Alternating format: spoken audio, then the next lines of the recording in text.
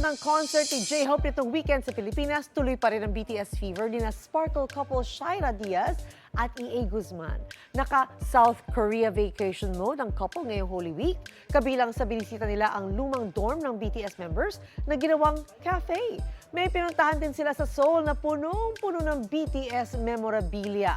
Fangirl mode ang ating morning sunshine na si Shaira at supportive boyfie naman si EA.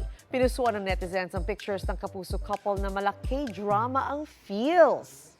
Bagay. Gusto mo bang mauna sa mga balita? Mag-subscribe na sa GMA Integrated News sa YouTube at tumutok sa unang balita.